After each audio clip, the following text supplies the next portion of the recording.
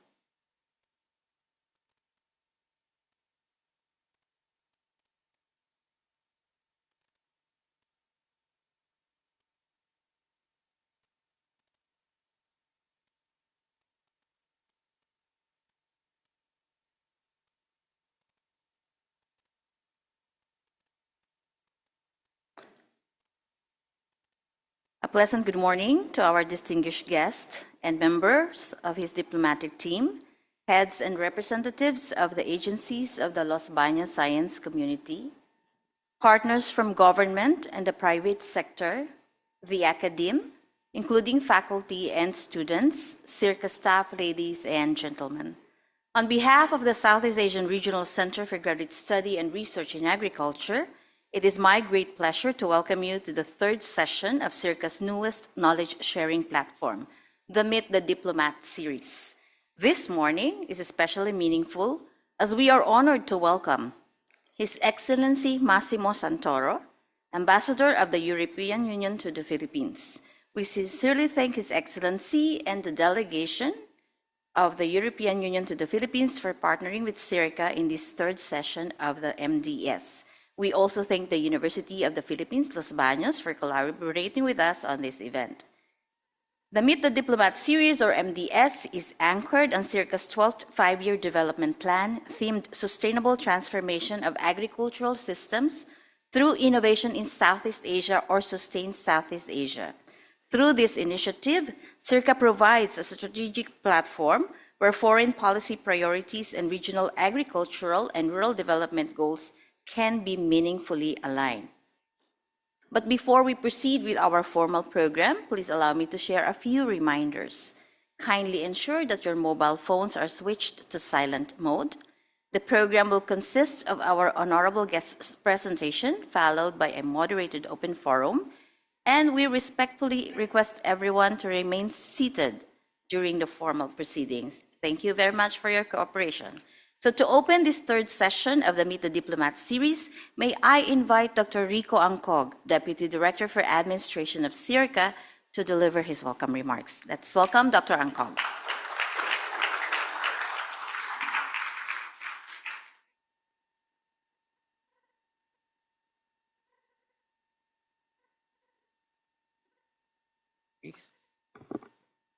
Chancellor Camacho, ACB Director Dr. Montemayor, Vice Chancellors, university officials, distinguished guests, colleagues, particularly at SEARCA, PLB, friends, good morning. On behalf of SEARCA and our Center Director, Dr. Mercedita Zumbilia, it is our honor to welcome you to this installment of our Meet the Diplomat series. We are equally pleased to acknowledge that this event is jointly organized by SEARCA and the University of the Philippines, Los Baños, Chancellor, reflecting our shared commitment to fostering dialogue between the academia and the diplomatic community. Today, we are very much privileged to host His Excellency Massimo Santoro, the Ambassador of the European Union to the Philippines.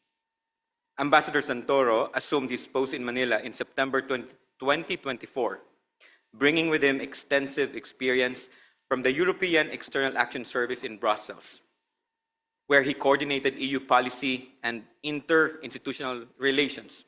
His career reflects a deep commitment to building bridges across nations and institutions, and his decision to serve in Asia underscores the importance the EU places on strengthening partnership in this region. Now, the Meet the Diplomat series is not ceremonial.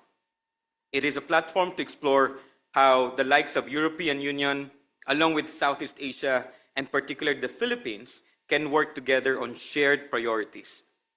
Agriculture, of course, is central to this cooperation. It sustains livelihood, drives economic growth, and underpins food security. Yet, it faces immense pressures from climate change, biodiversity loss, and market volatility.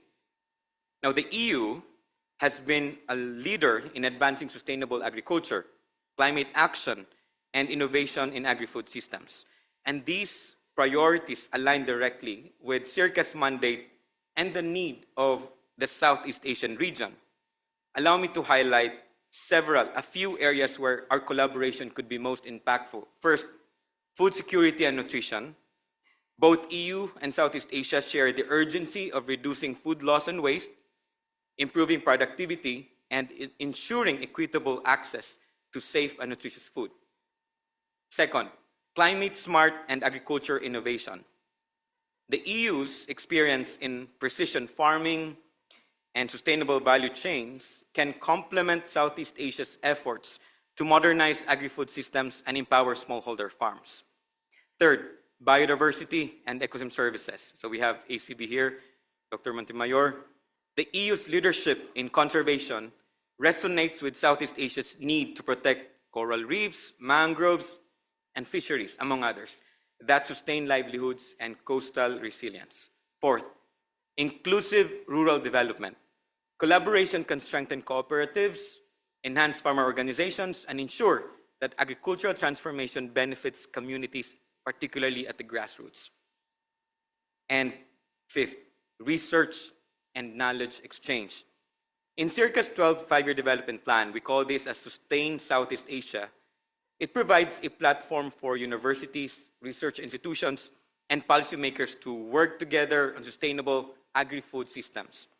We see this as a natural space for dialogue and collaboration with partners, particularly EU. Now, beyond shared priorities, there is also a compelling business case for deeper cooperation. You know, in 2025, the Philippines exported nearly 1.1 billion euro worth of agri-food products to the EU, led by coconut oil, you have tuna, and tropical fruits. Imports from EU included dairy, cereals, and processed foods. It reached about 1 billion euro as well. And this underscores complementarity of our agri-food systems. At the regional level, ASEAN is now the EU's third largest trading partner, with the agri-food trade valued at over 25 billion euro in 2025. So these figures show that Southeast Asia is not only a food basket, but also a strategic partner in shaping sustainable global value chains. So for SEARCA, these are not abstract aspirations. They are the realities we work on daily with governments, with universities, particularly UPLB, and farmers across Southeast Asia. And by linking European expertise with Southeast Asian innovation, we can accelerate the transition to resilient agri-food system. We can embed sustainability into national policies, and we can create opportunities for investment and knowledge exchange. So today's dialogue with Ambassador Santoro is therefore an opportunity to deepen our understanding of the EU-Philippines relations and to hopefully explore practical pathways for cooperation. So we look forward to hearing the ambassador's perspectives and to learning how SEARCA and UPLB and our partner organizations here together can align our efforts with the EU's priorities in advancing these shared goals. So, Excellency and colleagues, the challenges, of course, that we face are global, but we all know that the solutions must also be local, but it is important that it is practical and it is, of course, collaborative. So by working together, the EU and Southeast Asia can transform these challenges into opportunities for innovation, resilience, and most importantly, shared prosperity. So as we open this conversation, let us recognize that agriculture not only as the thread that ties our communities together, but also as the bridge that connects our markets. May today's dialogue inspires us to harvest not just crops, but importantly, also trust, innovation, and enduring partnership between Europe and Southeast Asia. Once again po, welcome to SEARCA and UPLB. Thank you very much.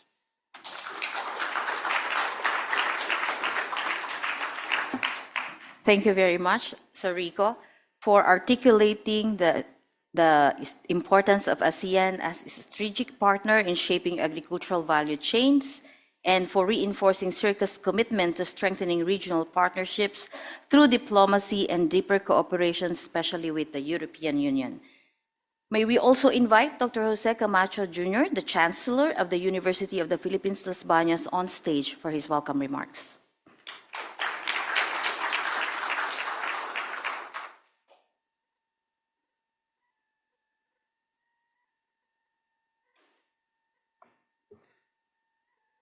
Good morning, Mr. Ambassador, and to our distinguished colleagues and friends of SEARCA, today led by the Deputy Director, our very own, former Dean of the School of Environmental Science and Management, Deputy Director Rico Angcog, representing SEARCA Director Mercedita Zumbilya. I also see our colleagues, Dr. Jeanette Madamba, Agribusiness Professor, Dean Joma Rabahante of the Graduate School, former professor and retired professor and former Municipal Administrator Bert Ranyola, and the ASEAN Center for Biodiversity Director. Mr. Ambassador, you should also visit ACB. I would tell that Mr. Ambassador, great collaboration between the ASEAN Center for Biodiversity and European countries. And why we are collaborating with SEARCA on this Diplomat series, particularly in today's activity or program with our ambassador of the European Union. We are sending more than half of our international mobility students to European countries. I don't know why, what's the secret, but for a former student of the Netherlands, really it is a great place to study, to experience the great cultural tradition of the European countries, to interact with the many experts and scientists and researchers.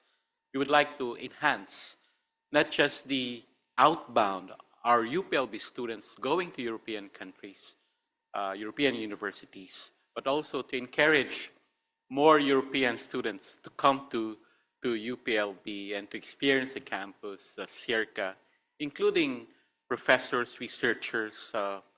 We would like to maximize that opportunity of people-to-people relation.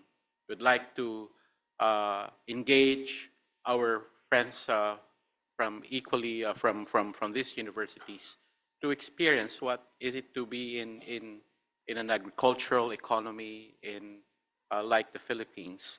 So we would like to elevate the level of discussion and people-to-people engagement, inviting more European professors. We have funding from the university. We have visiting professor program, visiting researcher program, and obviously we have not maximized our invitation to our European counterparts. We have more from Japan universities, from the US, and from Australia, but relatively less engagement with our European counterparts. Professor Modamba hosted a number of faculty members from European universities when we hosted the International Agribusiness Entrepreneurship Conference. But we would like to elevate the number of this engagement. And also, as we have mentioned to Ambassador, our international mobility program, including our internship, on-the-job training, practicum, field studies program of our students, we would like to increase the number of students who will undergo these programs with, I would say, European-based companies. We would like to expose them to the more advanced or ways of and techniques, even the governance, business governance, corporate governance, and even in terms of how entrepreneurial activities are done in many European countries or companies. And thus, this is the essence of our partnership today with SEARCA. Our partnership would like to maximize this partnership with SEARCA because after all, we are the host of SEARCA. The UPLB Chancellor represents the country as the governing board representative to the governing board. And again, the interest is so great that we don't like to miss this opportunity. We are committed to contributing to all these efforts through interdisciplinary research, education, and community engagement, which European universities, companies, and institutions portray and demonstrate. We welcome opportunities to deepen collaboration, as I've said, with European institutions and stakeholders, especially regarding initiatives that promote sustainable agriculture, environmental stewardship, good governance, inclusive growth, and technological and digital transformation. Today's lecture offers a valuable platform for learning, reflection, and exchange.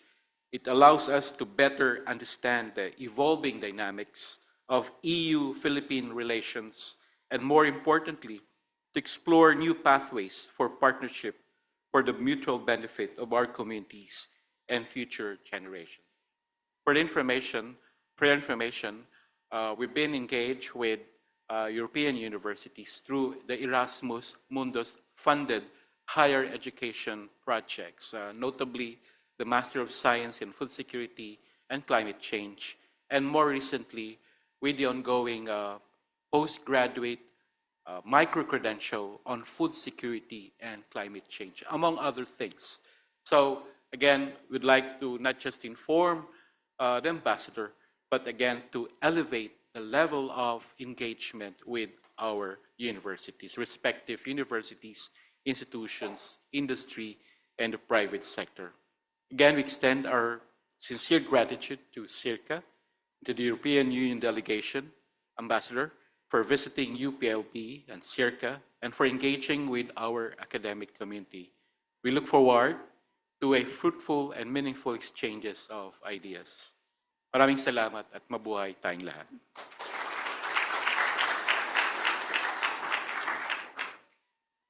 Thank you very much, Chancellor Camacho, for your warm welcome and for highlighting the different programs of UPLB that European Union counterparts may take part in, as well as the vital role of UPLB in advancing academic excellence, research, and regional collaboration.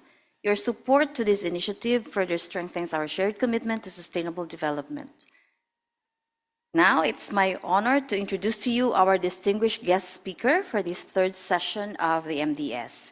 His Excellency Massimo Santoro is the Ambassador of the European Union to the Philippines, but before starting his duties in Manila in September 2024, Ambassador Santoro was head of office of the Secretary General of the European External Action Service, or the EEAS, and head of Division for Policy Coordination in the EEAS from 2021 to 2024.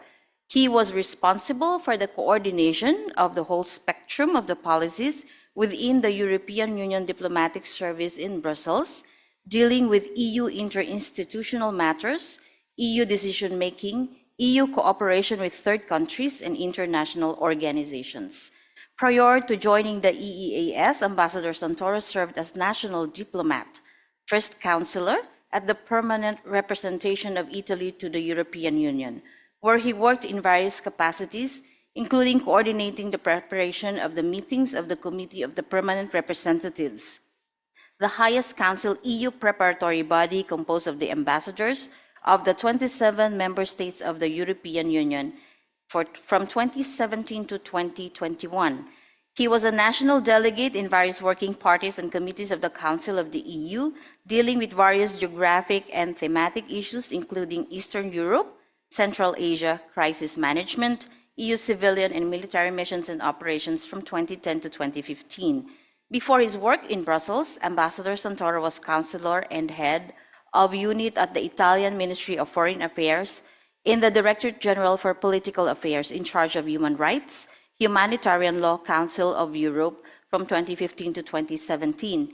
He also dealt with the relations with the United Nations, European integration, EU foreign and security policy issues, and legal affairs from 2003 to 2005. As a national diplomat, when assigned abroad, Ambassador Santoro was political advisor to the EU Special Representative for the crisis in Georgia and was deputy head of mission at the Embassy of Italy in Minsk, Belarus. He holds a degree in law with focus on international studies at the University of Florence in Italy and attended a post-university course in diplomatic studies at the Italian Society for International Organization in Rome, Italy. Ambassador Santoro speaks Italian, English, French, and Spanish. He has some knowledge of Russian and German and is now learning Tagalog. Ambassador Santoro, may we invite you to the stage, sir.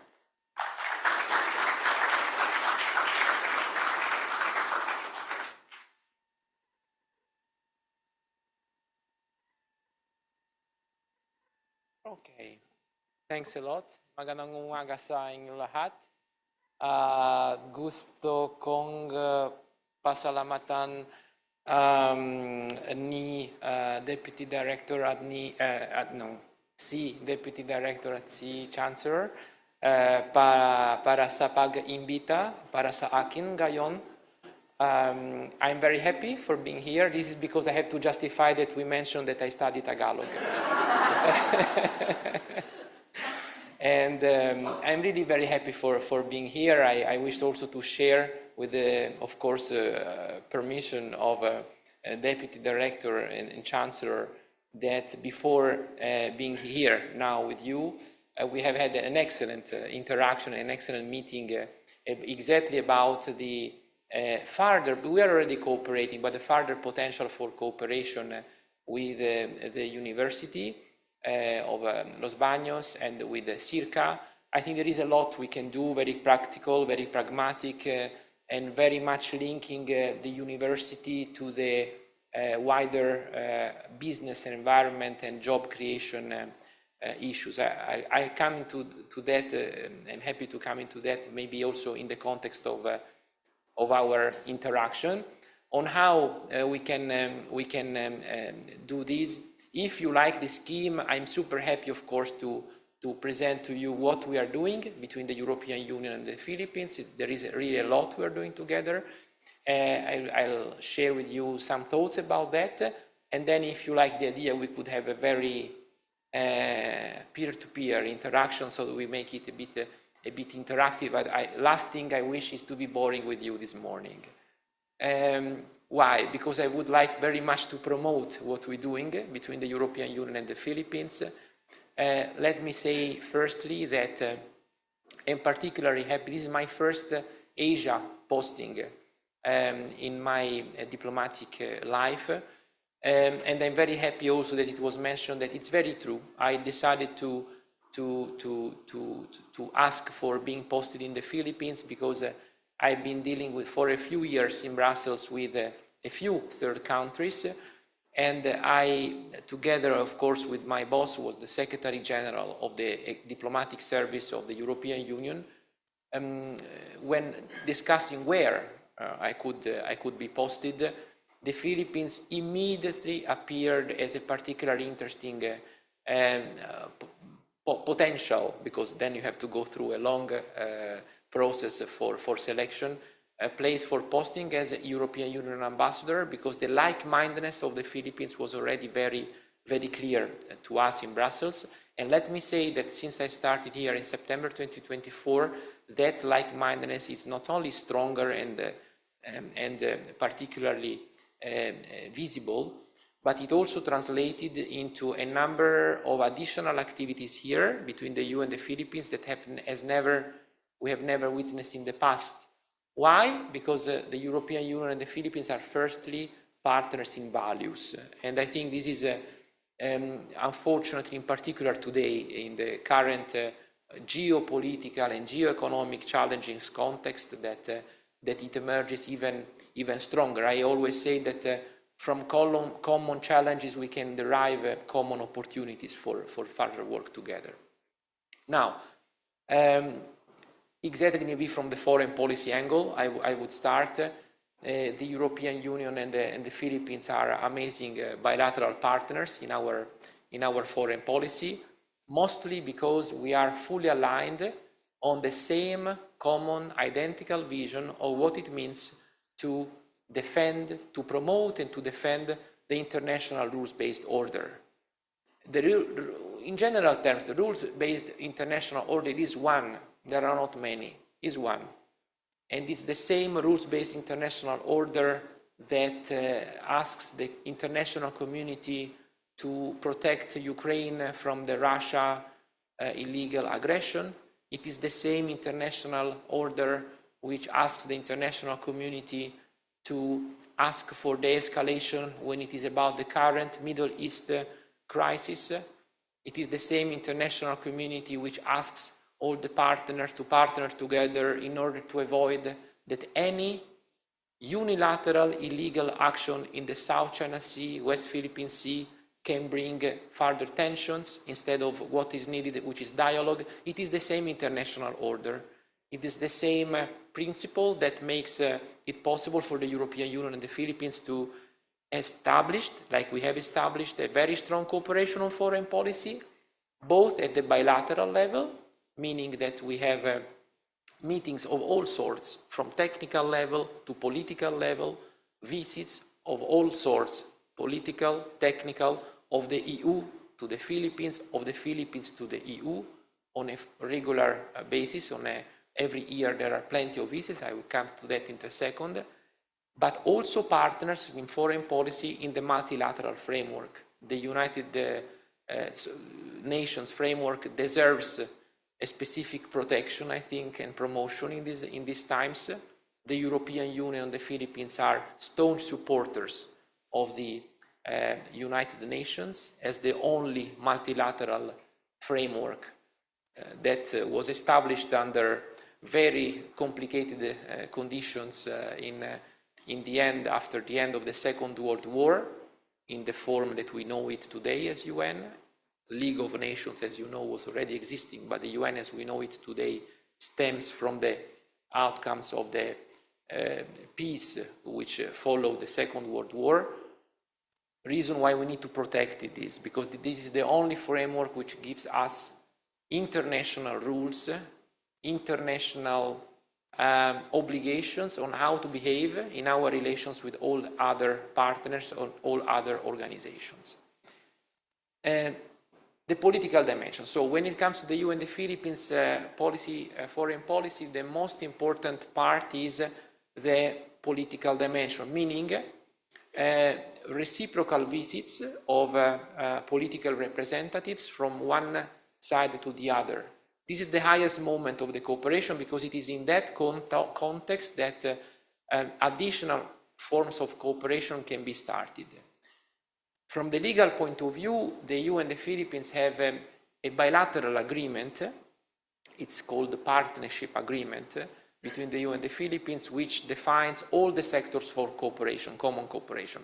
It's immense. It's basically, I cannot think of a single sector in our normal lives that is not covered by the cooperation between the EU and the Philippines. Foreign policy, sectoral policies like digital, green economy, agriculture, I will come into that, cultural exchange, everything is there. All sectors are covered by our bilateral cooperation, which means that every year we have teams coming from the European Union to discuss and cooperate concretely on what to do more in the various areas of cooperation, and same applies from the Philippine side, who goes to Europe every year. We do it alternatively. So 1 year it is for the Europeans to come here to the Philippines for discussing, and 1 year it is for the Filipino counterparts to go to the European Union to discuss about about where we are on our cooperation and what to do more. On the foreign policy, of course, security and defense. These are the topics where the foreign policy cooperation is stronger. To be concrete, last year, it was her first trip to the Philippines. High Representative and Vice President Kaja Kallas, who is my direct boss, she's the kind of a Minister of Foreign Affairs and of Defense of the European Union, even higher than a minister because she's also Vice President of the European Commission. She came here in June, 1st and 2nd of June. She had a few institutional meetings, including, of course, with President Marcos Jr., and then, of course, with her counterparts, the Secretary for Foreign Affairs, of Defense, National Security Advisor, so a few meetings with civil society, as it is always the case, important to have. And in particular, she decided, together with the Foreign Secretary of the Philippines, at that time it was Enrique Manalo, but Tess Lazaro was already there as an undersecretary, so she was together with them when they discussed this before becoming herself Secretary for Foreign Affairs in July. They launched a security and defense dialogue. It was the first ever security and defense dialogue established between the EU and the Philippines. Why? Because in discussing, they underlined how much the challenges that we are going through are the same in cybersecurity, in hybrid threats, in foreign information, manipulation interference, as well as in the cooperation on maritime-related issues. So these were the four main pillars that on which High Representative Kallas interacted with the Foreign Secretary Manalo at that time, and on which they decided to establish this dialogue, which in concrete terms means that every third month, two big teams meet in order to identify further cooperation in cyber, hybrid, foreign information manipulation, and in maritime cooperation. Partners in foreign policy also means that we do defend each other whenever it is needed. We do speak in the favor of each other whenever it is needed. And we do participate or even organize together joint initiatives in the multilateral framework of common topics whenever we feel it's needed.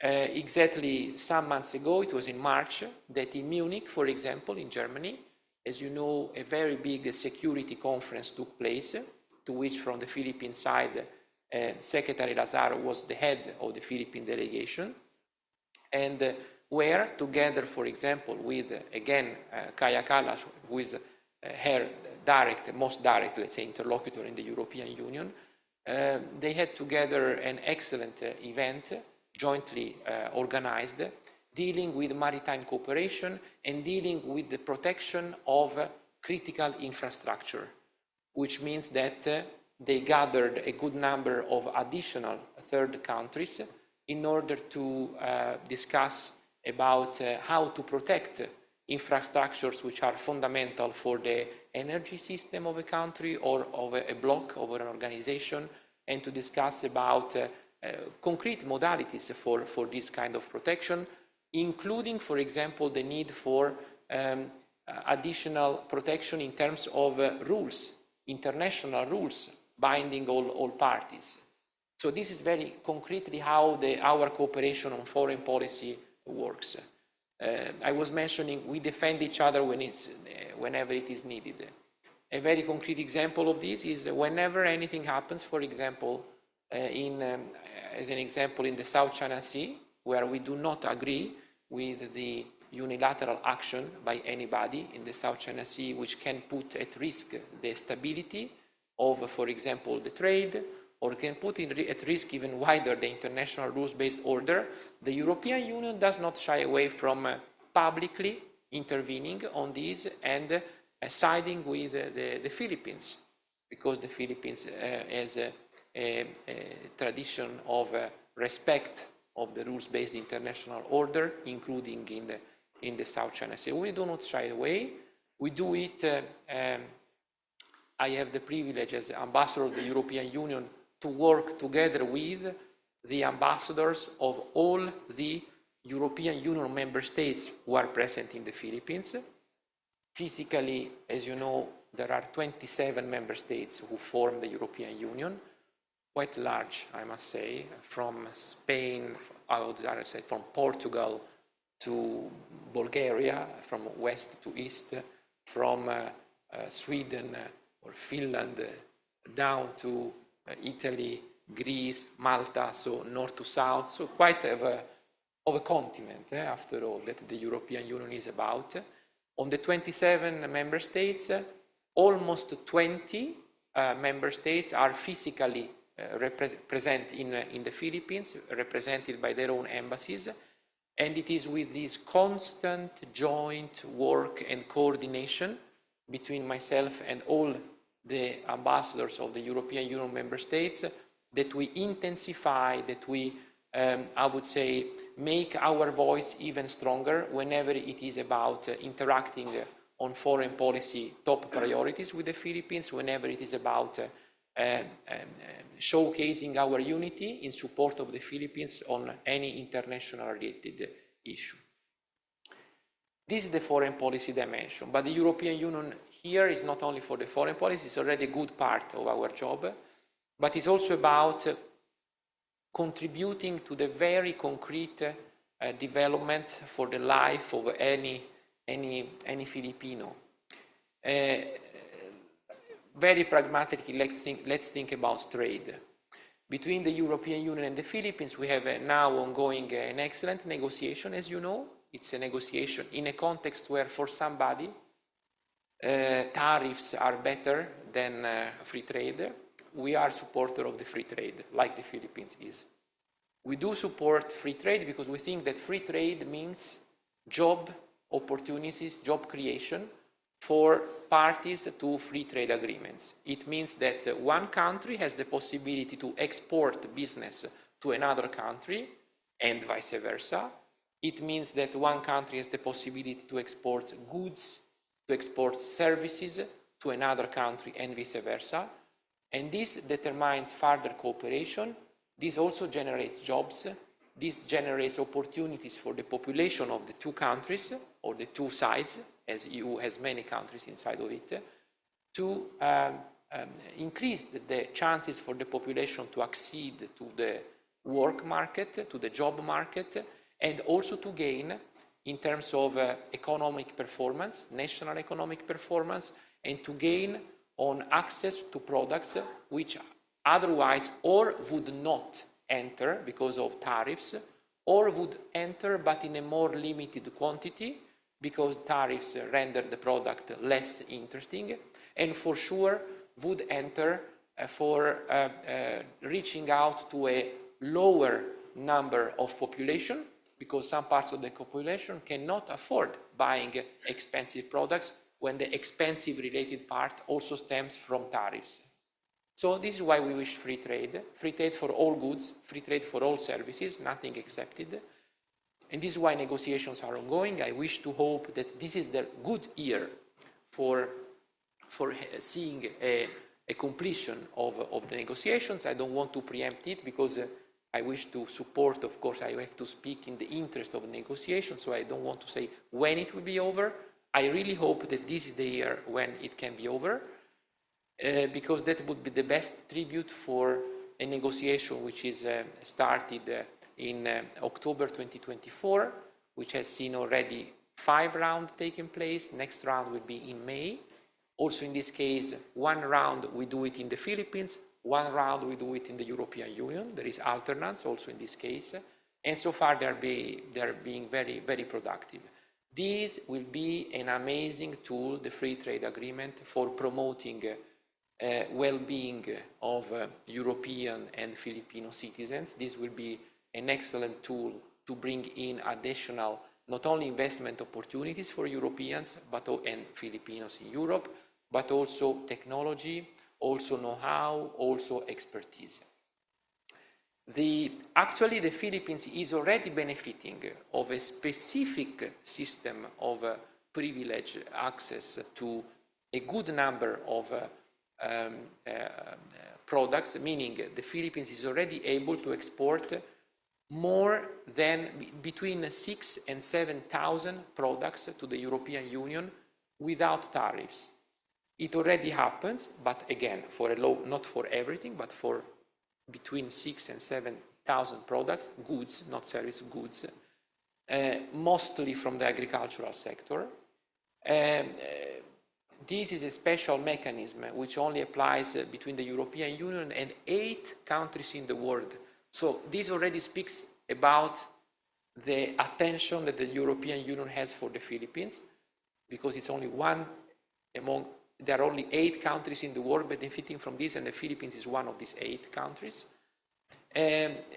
This is already contributing to our bilateral trade dimension, but you can imagine what it implies when it is about liberalizing all of the goods and all of the services. Also because we are particularly lucky, I was discussing this particular aspect before with Deputy Director and Chancellor. We are particularly lucky because of the fact that when it comes to, for example, agricultural products, often there is not even an issue of competition, because there are agricultural products here which do not exist in Europe and vice versa. So there is a common interest, of course, for the Philippines to export these products to the European Union, and for the European Union to export its own agricultural products to the Philippines cheaper, because we have to be concrete. Free trade means cheaper for those who buy. Those who sell at the same price, but those who buy cheaper because there is no additional tariff on that price. It's not a small amount, it's quite an important amount of tariffs. This is trade.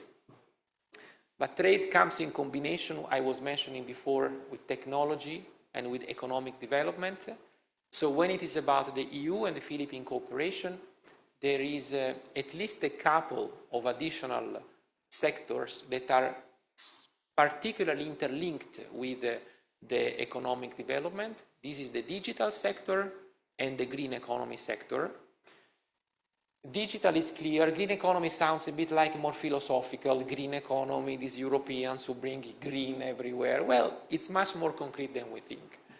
Digital means that the EU and the Philippines have established under a framework which is called the Global Gateway, a very concrete form of cooperation according to which the European Union promotes the digitalization of the Philippines, not only economy, but also of the justice system, the digitalization in terms of access to justice, for example.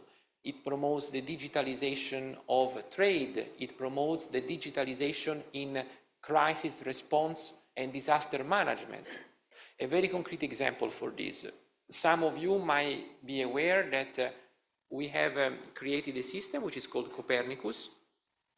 It is about 20 satellites which together work for, these are European satellites, and that work for ensuring, through a cooperation that the US established with the Philippines, ensuring that a good number of Philippine administrations, so far at the central level, but the idea is also to move to the LGU level, can benefit from the data that is collected from these satellites.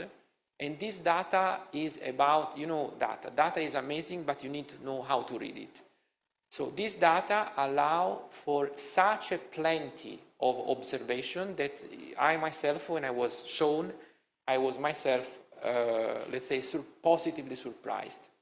It is, for example, data relating to the utilization of the ground, data relating to the effects of climate change on crops, data relating to how much a given crop could grow from one week to another. Therefore, which kind of technology we can think about in order to assure that the crop grows faster, or that crop does not grow too fast, because too fast can also be not good, because it has to grow according to the specific season.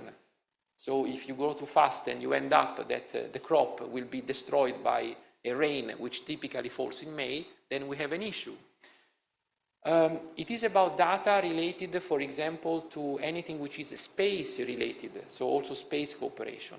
It is about data for environment protection, thanks to this Copernicus system. Last year, if I'm right, it was last June, it happens in particular in an archipelagic nation like the Philippines, that in moving fuel, well, at that time we had fuel to move, now it's a bit, in moving fuel from, I'll come to that in a more serious manner, of course. Moving fuel from an island to another, there was an oil spill in the sea, which can be catastrophic, of course, for agriculture, for the ecosystem, for the fisheries, etc. Thanks to Copernicus, it was possible to identify it, and then to perimeter it, and then to bring it away, because it was impressive. I saw it. I mean, from the space, it could be identified the direction of it, etc. So they were able to create a perimeter around it and to bring it away. Still, some environmental damage was there, of course, but much more reduced than what the impact could have been for an ungoverned oil spill in the sea. And many other possibilities for use of this amazing Copernicus system. And green economy. Green economy means that we do promote, together with the Philippines and in the Philippines, the so-called circular economy. It means that we do promote an economy where, for example, the use of plastic still happens, because plastic is needed, but in a well-governed way. Recycling it, putting it into a circular economy framework, according to which the bottle that you use to put something inside to drink or for any other use, at a certain moment of the circle comes back to you, and you will use it for a different purpose instead of throwing it away. Should you wish to throw it away for any reason, we have also rules governing that, and this is something we are working a lot, in particular at the local government level, in order, sometimes it's also about promoting not only technology, which is fundamental, but sometimes it's also about promoting a cultural approach to environment. The Philippines is particularly sensitive on this, the Philippine government, and we are doing a lot also at LGU level with the Philippine government in order to work on a culture of attention to the reuse of any product with, I must say, successful results so far. It takes time. Also in our European society, it took time. I still remember how I felt when, a few years ago, when the first recycling modalities started in Europe, and I or my family were requested to distribute our waste in the various different boxes. We considered it particularly annoying, and now we can see the result of it. So now it comes as in some cases as a spontaneous approach. In some other cases, I think, for some friends I have, it became kind of a strange habit that they really look forward to finishing the content of a can so that then they can throw it in the right box. Psychologically, it has some strange effects. The green economy is about promoting agricultural sustainability or sustainability in the fishing sector in order to ensure that the same product, the same natural product, does not end because everything is limited. So it means to work together for identifying how much of a given product, of a given species you can fish or you can take, and how long is the life circle of each and every natural creature, so that we can identify joint schemes for the best fishing or the best use of agricultural products. Green economy means to make a smart use of water when it is about irrigation system. I was recently in Sagada and in Banaue, and I could see how long in time, how many years ago, Filipino people have so well understood how to make the best use of water, because I visited the rice terraces, and much of that methodology is what corresponds to the European Union methodology, which then of course has been associated with technology, digitalization, etc., etc. But much of that technology is there. What is often maximizing it is the digitalization, the green economy approach, because you discover that from the same methodology you can use half of the water that you are using for irrigating to have the same results. These are very concrete examples on topics where the EU and the Philippines cooperate concretely. When I say cooperate, what I mean? I mean that we have experts from the European Union coming for the Philippines, experts from the Philippines to go to the European Union, exchanging views, exchanging best practices, and then from the European Union side, the possibility to bring here additional technology, additional tools to, let's say, maximize the harvesting, be it in the agricultural or in the fishing sector, for example. All of this also passes through an important, I would call it inclusivity element, which is to ensure that all components of the society participate to the economic development at the local level or at the central level, inclusion of men, women, attention to the indigenous communities, attention to those categories who are a bit more at risk than others. So in our models for cooperation with the Philippines, we always propose, let's say, tools encompassing an inclusive approach for fostering a local economy. This is digital, this is the green economy, disaster, risk reduction, cooperation. Unfortunately, the Philippines has this very, I would say, negative record, which is being the first country in the world disaster prone. But again, from a challenge and opportunity, the European Union is a staunch supporter of the Philippines when it is about disaster risk reduction and disaster response. We are a bit, if I may say so, paying the geographic, in this case, we are a bit paying the geographic distance in the sense that, unfortunately, I'm not that able to bring here, like excellent partners like Japan, for example, can bring because they're closer, specific infrastructure or specific concrete material tools to cope with this phenomena. Normally, what we do is the sharing of expertise and, most importantly, the financial support. So whenever disasters happen in the Philippines, for each major typhoon that has hit the Philippines or each major earthquake, including last year, the European Union has been there ready to support the Philippines, more than ready, because it has supported the Philippines with important financial support, which most importantly has reached its beneficiary. So there is no strange chain according to which this money at a certain moment gets lost or reduced. No, it reaches the beneficiary because we cooperate super well with the central government and with the LGUs. This is a bit the general framework.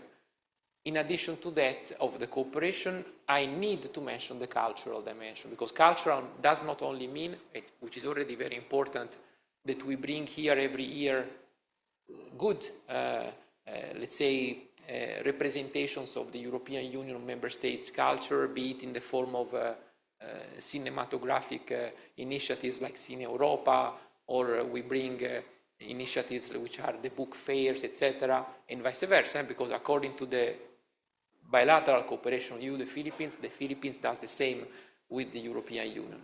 This is already very good, but I think much more interesting for you is the opportunities under our cultural offer stemming from university to university cooperation, the research world, the world bringing together the university and the workplace. This is also something we are working on. This is also something we just discussed with Deputy Director and Chancellor. The aim is not only to have, for this cooperation bilateral, not only to have, and this is very good, Filipino students who go to Europe to study for a period of time, and European students coming to the Philippines for study experience.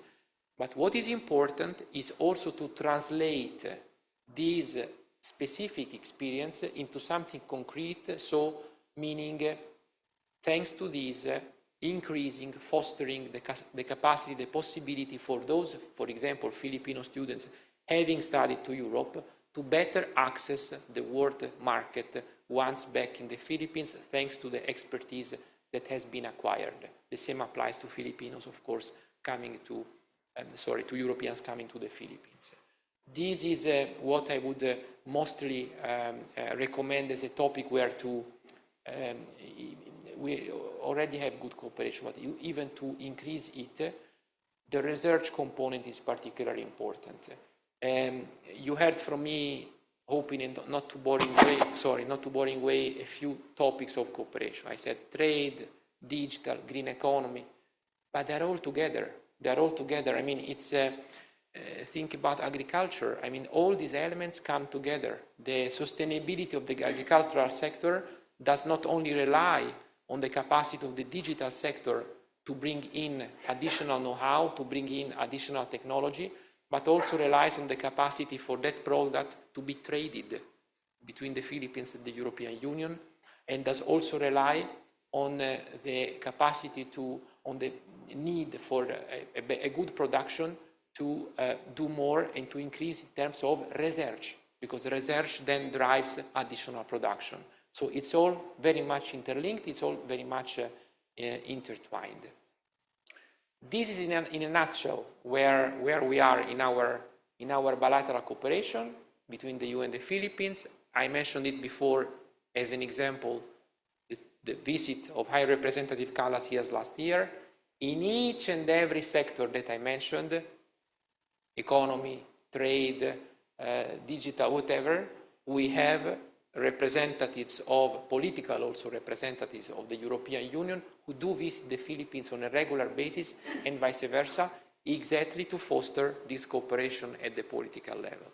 From the political point of view, I cannot but say that I can speak for what I've been working here for. So I'm here since September 2024, and I can say that the cooperation with the current administration at the central level and the various administrations at the local level is simply amazing. I'm particularly happy for that. It's, I like very much when President Marcos Jr. calls us a non-traditional partner. I like very much the concept. It means to say a partner which is a partner, but which is geographically a bit less obvious for the Philippines compared to other partners who are here. But I also wish to say that the Philippines, thanks to its attitude of friendship, of multilateralism promoter, of attachment to the defense of the rules-based international order, is a country, trust me, it's not obvious, is a country with so many like-minded partners who are also like-minded partners to us.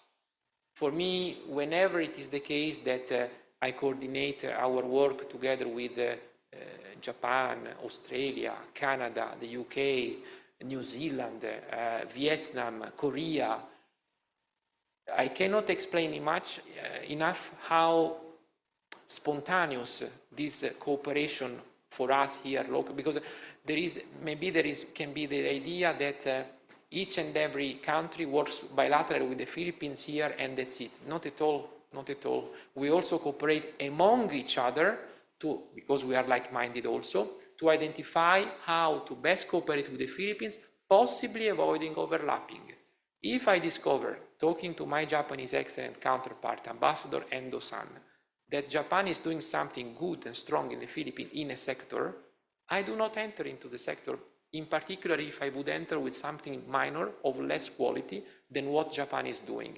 This ensures no duplication, complementarity, and the possibility for me as EU to focus there where others are not, or to focus there where I am stronger.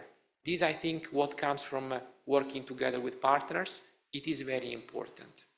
This is the last remark I wish to do, because otherwise my presentation would be unfair.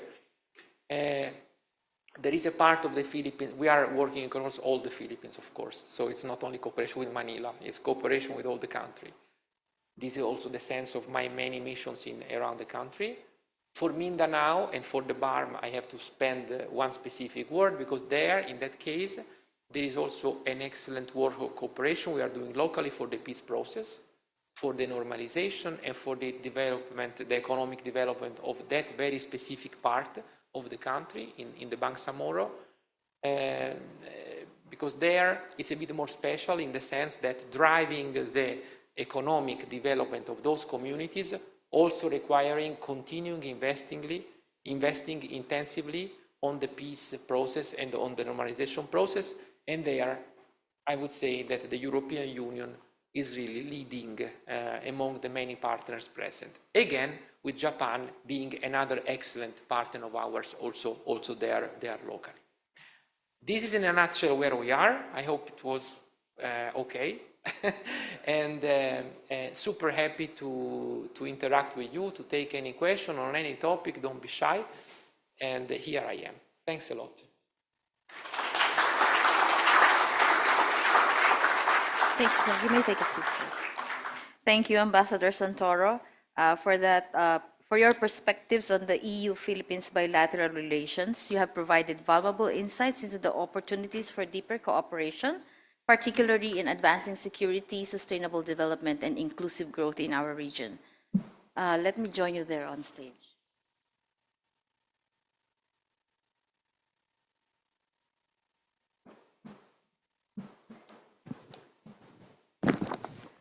So we now open the floor for your questions or queries for Ambassador Santoro regarding his presentation. We have microphones there on the center aisle, and you may use that to raise your questions. But please state your name and your organizational affiliation first. So do we have, yes, Dean Jomar. You'll be next, sir. Buongiorno, Ambassador Massimo. I'm Jomar Abahante, Dean of the UPLB Graduate School and also a former junior associate at the International Center for Theoretical Physics in Trieste, Italy, and also currently a project leader of the Erasmus Plus project on developing micro-credentials for food security and climate change. My question is more on foundational education. Given the wide gap in education in the Philippines, for example, in the Program for International Student Assessment or PISA, such as in reading comprehension and mathematics, EU countries like Estonia perform excellently and on the top, while we know in the Philippines we are way, way, way below. And definitely this has a huge impact to the whole Philippine society. What low-hanging areas of cooperation do we have, or do you see we can have, so that we can address this issue, and also how UPLB and SEARCA can help with this kind of cooperation? That's my question. You hear me, yes? Okay. Thanks a lot for this question, and buongiorno to you.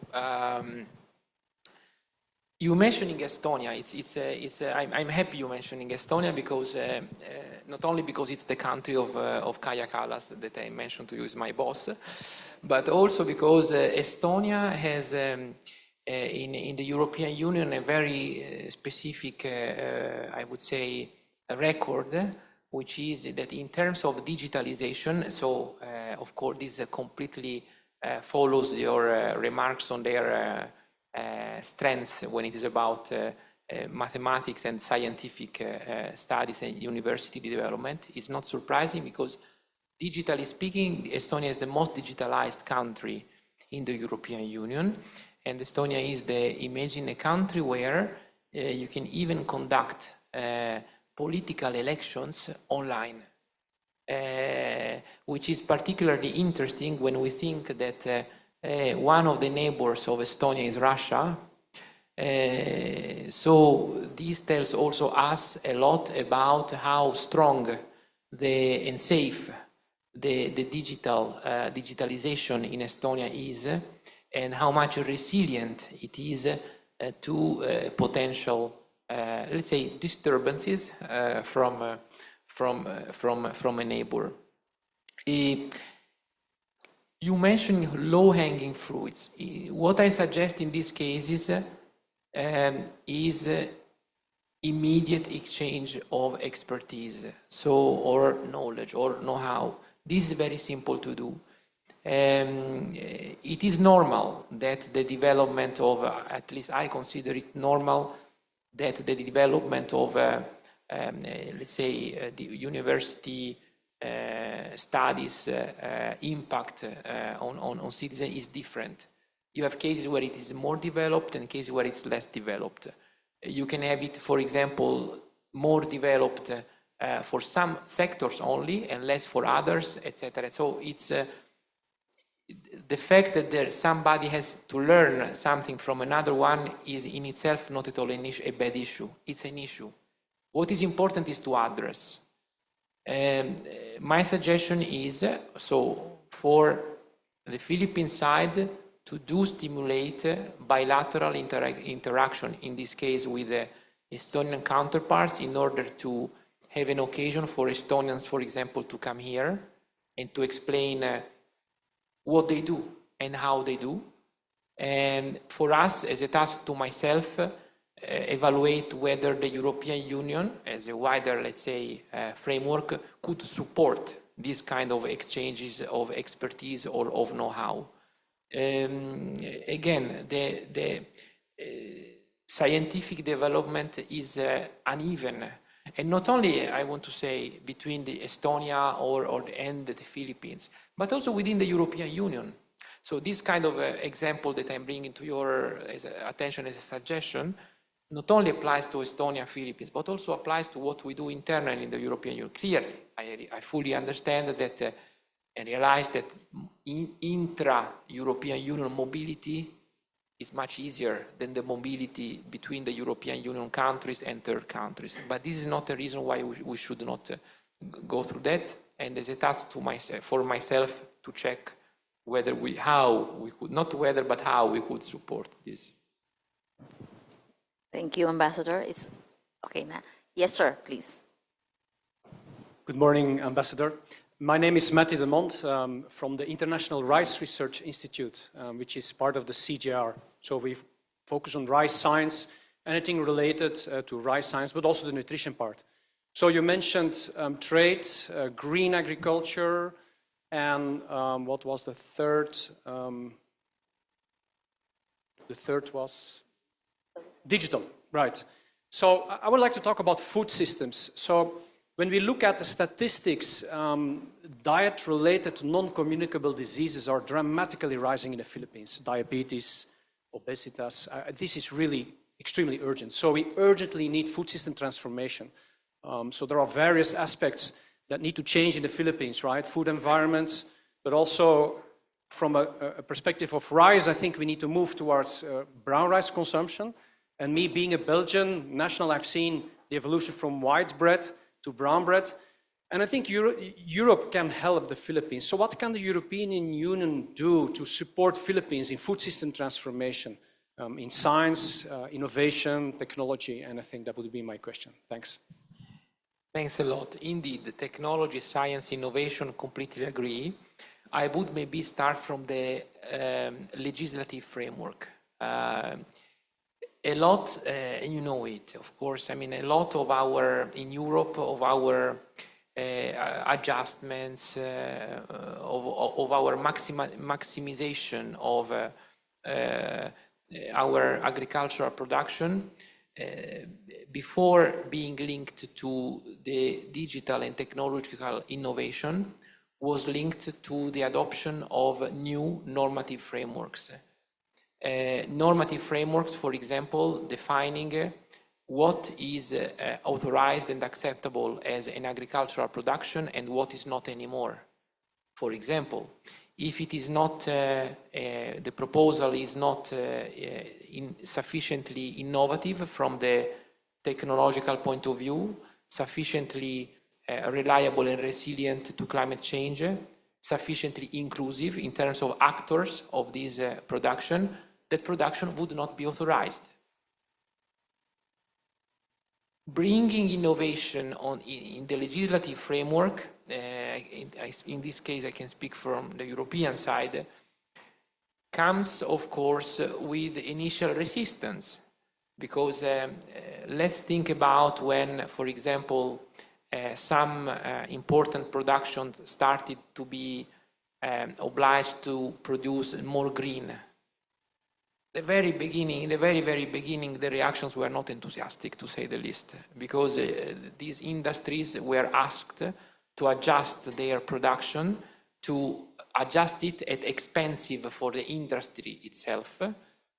So the industry did not react particularly well. But then an interesting component arrived, kind of a psychological, cultural component, according to which it became that the consumers themselves preferred to buy green, preferred to buy something less environmental disturbing, let's say so, or with a less of an impact on the environment, which then led the same industries to think, but then if our products sells better to those who wish to buy green, let's then produce green. So sometimes, again, I would say, firstly, legislation.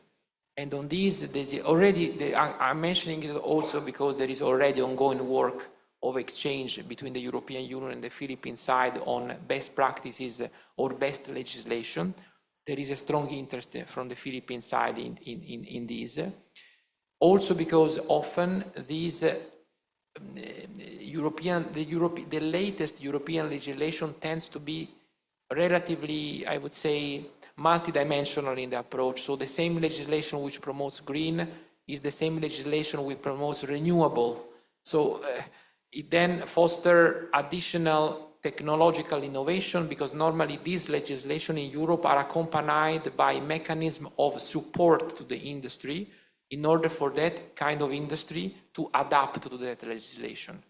To be concrete, you ask an industry to be green, but then normally there are specific instruments in the European Union legislative framework which allow for states, the individual national states of the European Union, to then compensate or to participate to the expenditure of the industry in order to improve, to modernize, to make their industrial production more environmental fit. So legislation is, in my humble view, the first element where to bring the attention. Because once you have the law, you have to respect the law. And once you have to respect the law, this is when you have to provoke, you are obliged to bring innovation in a practical and concrete way. But first thing, in my view, is the legislative framework. Do we have other questions from our attendees? Yes, sir.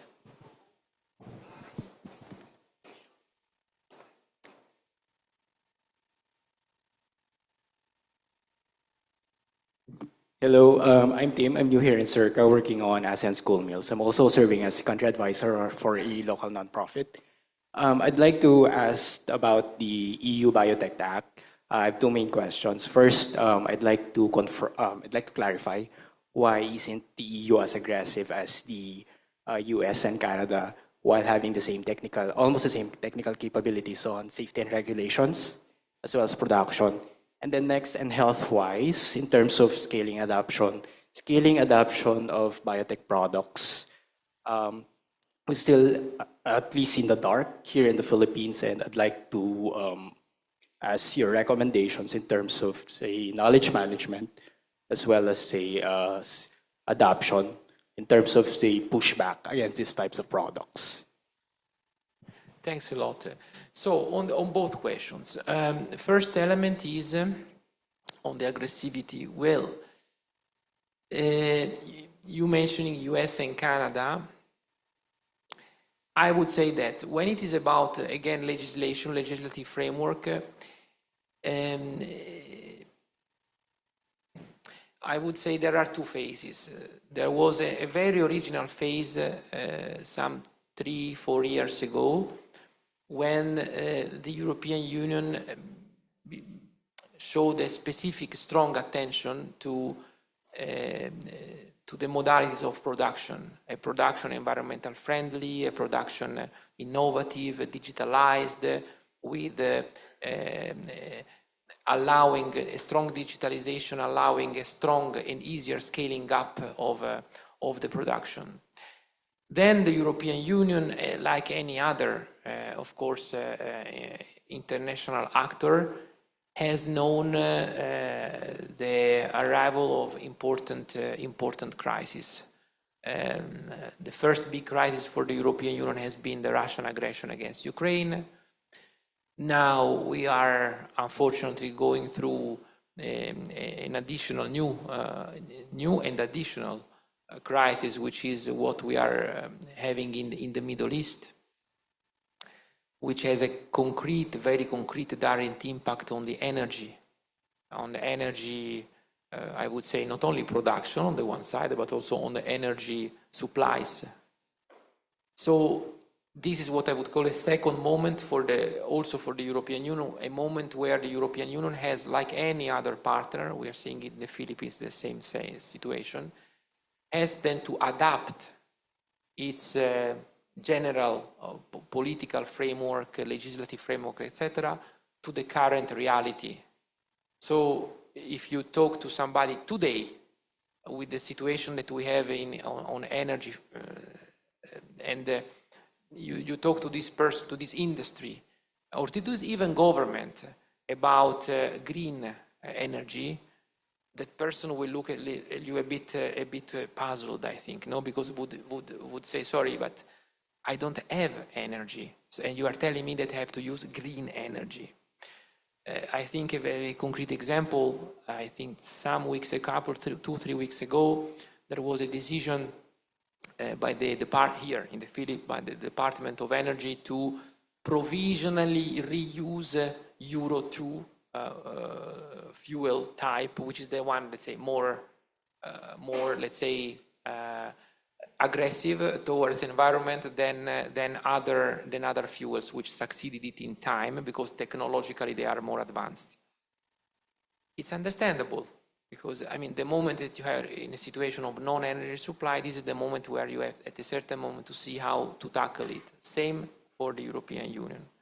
The European Union has been learning the diversification a bit earlier, because having experienced the Russian aggression against Ukraine a bit earlier in time, we decided that we could not continue depending so much on a single producer, in particular when that producer is not at all like-minded.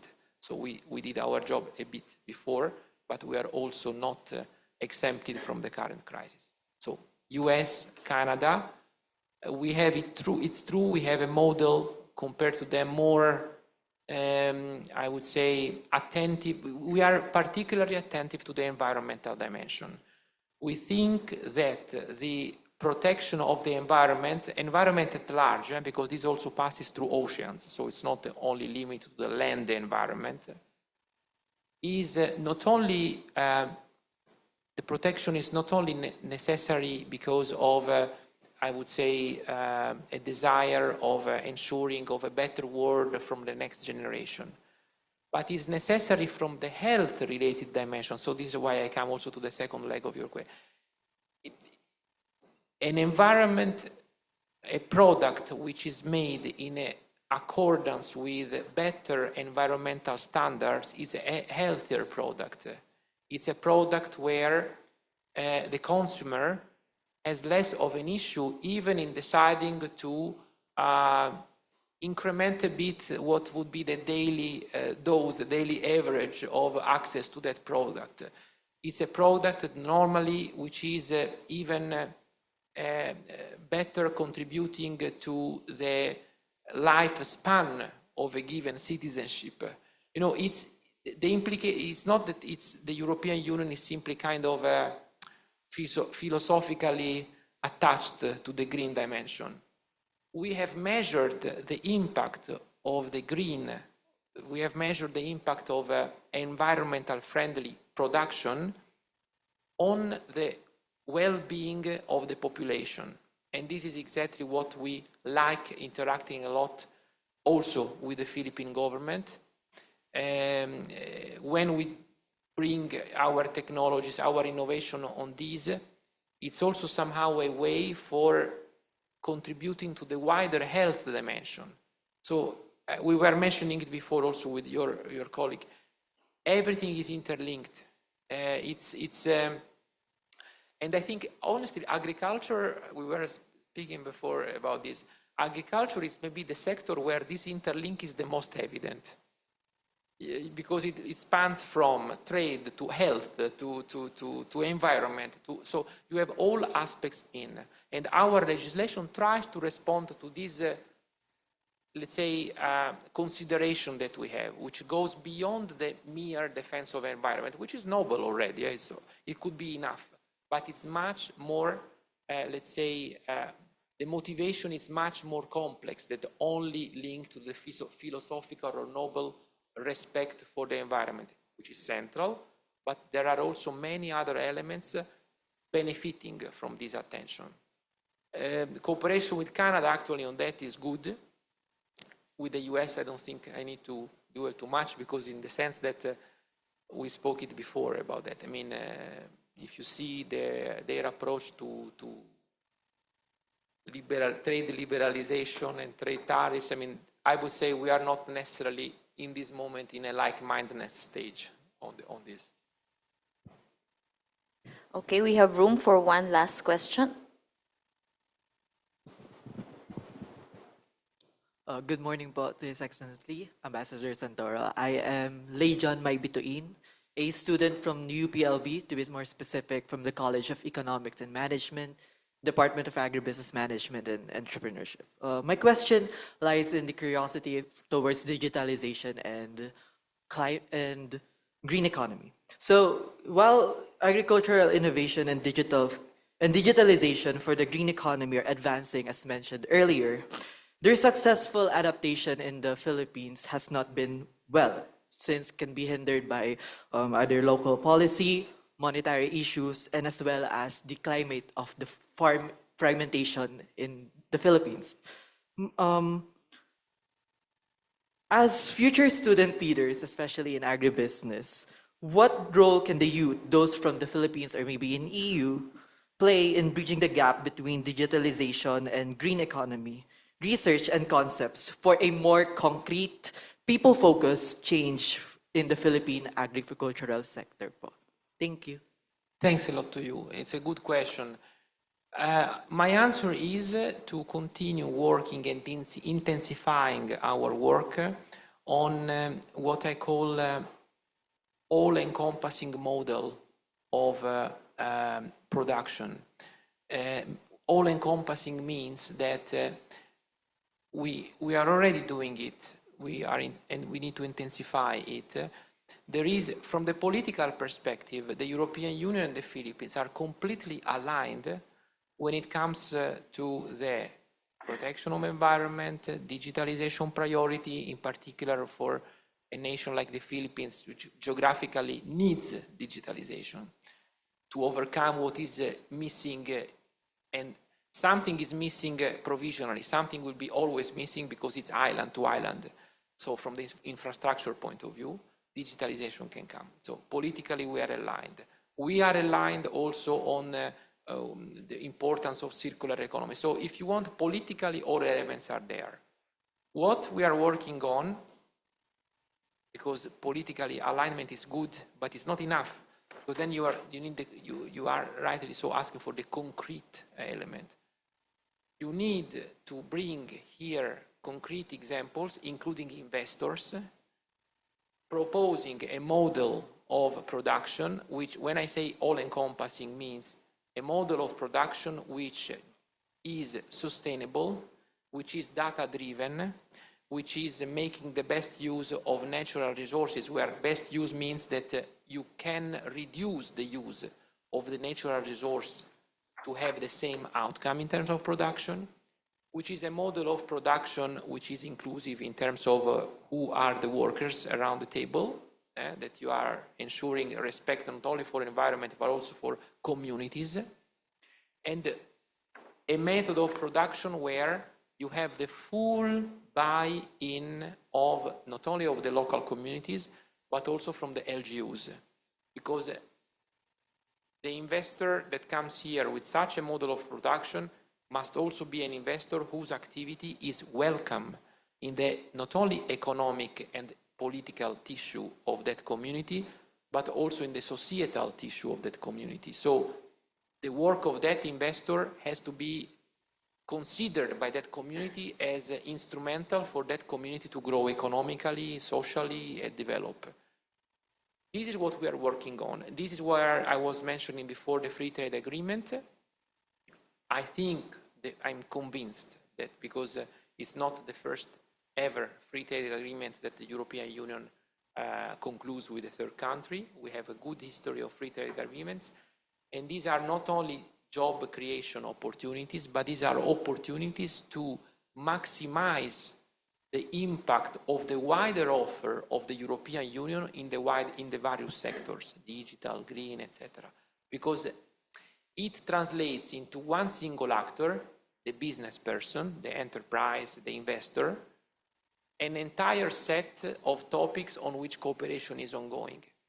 And again, if it is about the agricultural sector, we can just consider what it means to have here an investor from the European Union who comes with the background of his or her own expertise in production techniques, in innovation, in digitalization, and applying it locally. I see it as a first step toward a wider sharing of this knowledge with the local community where this investment would be positioned. Then one day the investor will go, but the know-how, the expertise, the modalities will stay and will be, till that moment, be super clear to the local community and would move from a European dimension to the local Philippine dimension. This is, in a nutshell, what our, I would dare to say, simple recipe for cooperation is between the EU and the Philippines in the trade-related issues. All of this with the advantage of the non-tariff. So we have the advantage that what is then produced will cost less to the buyer, which is not at all a secondary element to this. Okay, so for our open forum, this was really a very engaging conversation. We started with the low-hanging fruits question from Dean Jomar, and the ambassador's response is to, one of the ambassador's response there is to have an immediate exchange in expertise. Then we went to the importance of the legislative framework and going to the importance of an evidence-based adoption of environmental products, then going to the enterprises as put forward by our student to have the full buy-in, first of the communities and the local authorities. So we regret that we do not have enough time for more questions, but we'd like to thank the ambassador for engaging in this dialogue. And at this point, we will now proceed to the awarding of the Certificate of Appreciation and Token of Gratitude to Ambassador Santoro for his valuable contribution to this third session of the Meet the Diplomat series. May we call Dr. Angkog and Chancellor Camacho to the stage? So let me read the citation first. The Southeast Asian Regional Center for Graduate Study and Research in Agriculture awards the Certificate of Appreciation to His Excellency Massimo Santoro in grateful recognition of his invaluable contribution as guest speaker during the Meet the Diplomat series held on 15 April 2026 at SEARCA, UPLB Campus College, Los Baños, Laguna, Philippines. Signed, Dr. Mercedita Sumbilla, SEARCA Center Director. And we would also like to present, as token of our appreciation, a replica of our growth monument. SEARCA's growth monument, which you can see there outside of the building, is a 12.5-foot high concrete sculpture consisting of 11 stylized human figures, closely linked internally. The figures represent the 11 member countries of SEAMIO, and the way they are linked symbolizes synergy and unity amid diversity.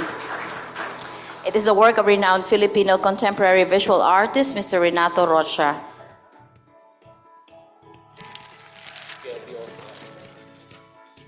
Yes, sir. Dr. Chancellor Camacho is presenting UPLB's tokens of appreciation for Ambassador Santoro.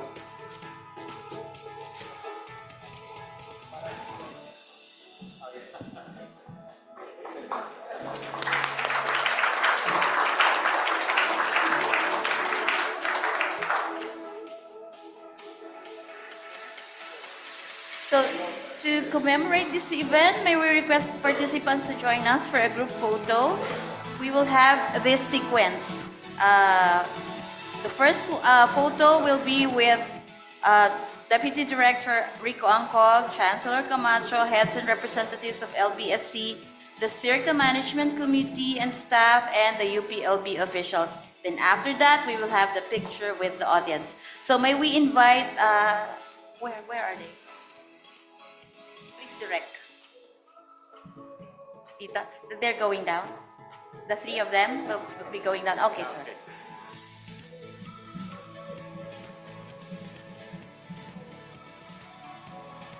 So we will have SEARCA staff and the Deputy Director, the Ambassador Santoro, Chancellor Camacho, and heads of representatives of LBSC. Or you just want it to be like that? Okay, just one photo there.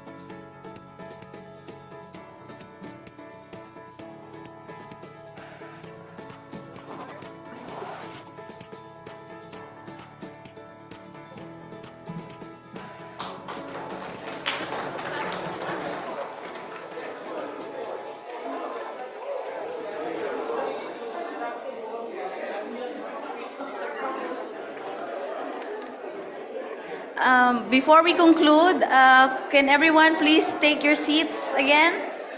Okay, please have your seats again.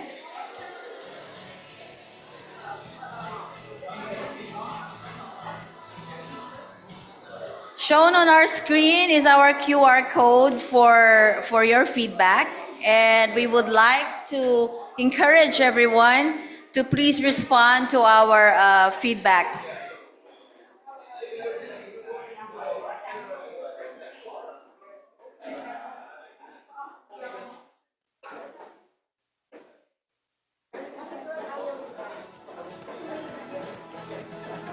For everyone in this room, kindly follow SEARCA on Facebook and like our LinkedIn page to stay updated in our programs, initiatives, and future sessions of the Meet the Diplomat series. Your continued engagement will help us further our mission of promoting sustainable agricultural innovation across Southeast Asia. Once again, thank you very much. Good morning, and have a wonderful and fulfilling rest of the day.